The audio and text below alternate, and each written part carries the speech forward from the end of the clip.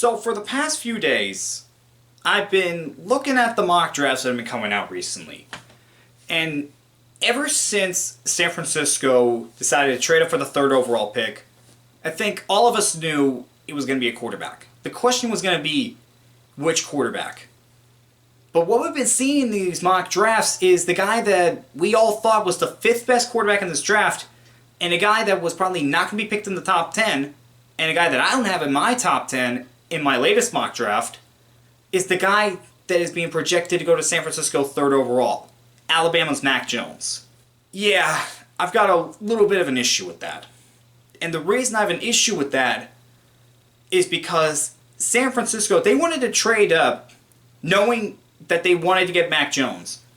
Why would they even bother making that trade when he was the fifth best quarterback in this draft, when a lot of people had him as the fifth best quarterback in this draft, and a guy that was probably going to be there anyway? That's the problem I have with it.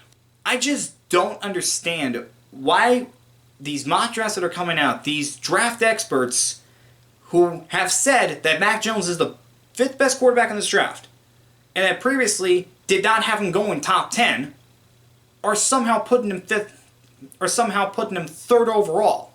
I'm trying to understand this. I really am. Why would the 49ers feel like they had to move up all the way up to number 3 just to get Mac Jones, a guy that was, again, probably going to be there 12th overall? Now, I know what you're thinking. Well, people make trades all the time to get a quarterback. Well, here's the thing. We've seen that backfire. I mean, look at 2016. Jared Goff and Carson Wentz. Number 1 and number 2 overall pick. Both those guys are no longer with the Rams and Eagles, respectively. San Francisco was involved with the Mitchell Trubisky trade. Remember, they were the trade partners with Chicago for them to get Mitchell Trubisky second overall. And they saw how much, how much of a disaster that was. Knowing that, why would they do that? And yes, everybody's got their own evaluations, but Mac Jones had probably the best group of talent out of any of these quarterbacks. You know, you have 2 wide receivers that could be picked in the top 10. You have a running back that could probably be picked in the top 20. You had maybe the best offensive line out of anybody in college football. He had great talent around him, and he took advantage of that. You gotta put that into context. And with Mac Jones, again, I don't see him as a top 10 pick, let alone a top 3 pick.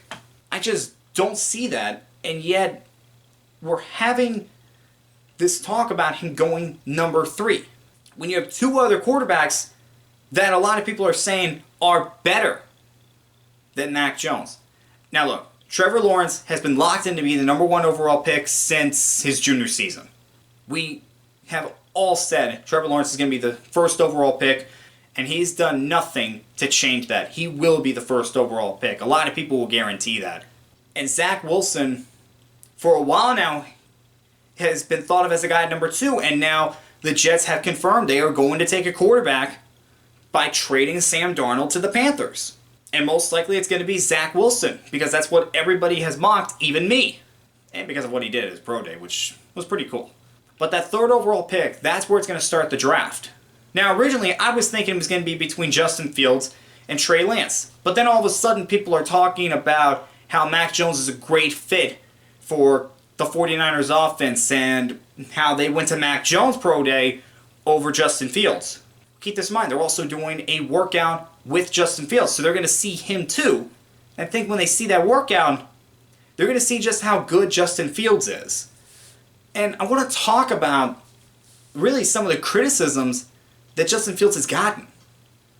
You know, when I saw him play at Ohio State, this was a guy that was accurate, that had a very good arm, and that made progressions when given a chance to. Ohio State doesn't do that often, but when he did, he made progressions.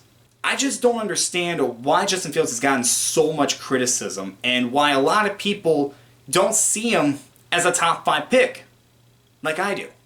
It really gets on my nerves because you just watch him. He has the makings of an NFL quarterback. He does. And it's not just because of his physical abilities, it's because of what's up here.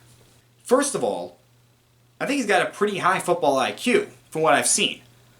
Second of all, He's been a leader ever since he was in high school. If you don't believe me, go watch the second season of QB1. He showed his leadership very early in that series. Very early on during that season, you saw him as a leader of that team. Not just a part of that team, but the leader of that team.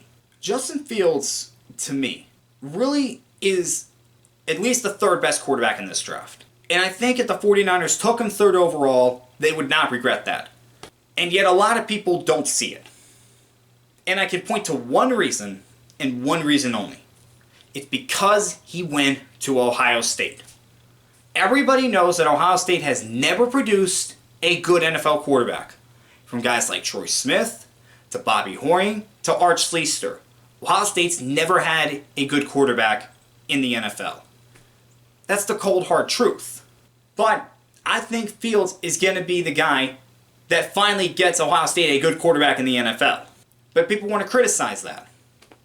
And I don't like that because you're basically judging a player based off the school. You have to judge a player based on what he does on the field, not the school that he went to. And yet that's what they're doing.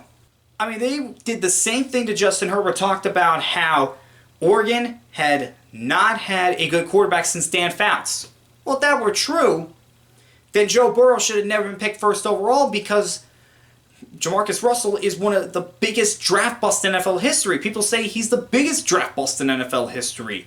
We have to stop judging these players based off the school that they went to and just judge them based on what they did on the field. And with what Fields did on the field, I think he's worth a top 3 pick. But again, I'm not a scout for the Niners. I don't know what they see on the field compared to what I see. But from what I see, I would take Fields over Jones. That's just what I would do. This is not a criticism on Mac Jones. I'm not saying he's going to be a bad quarterback. I think he's going to be a very solid quarterback in this league.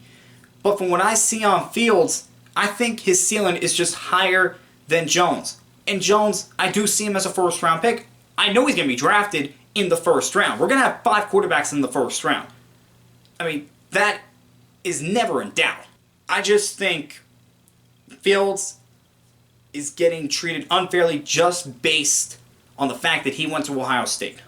And I just don't understand why we are putting Mac Jones third overall over Fields, who I think is a really good player. It's just that I think Fields is just being treated very unfairly by a lot of these draft experts on these sports networks just because of the school that he went to. That's not right. And I'm hoping that Fields proves me right. I really do.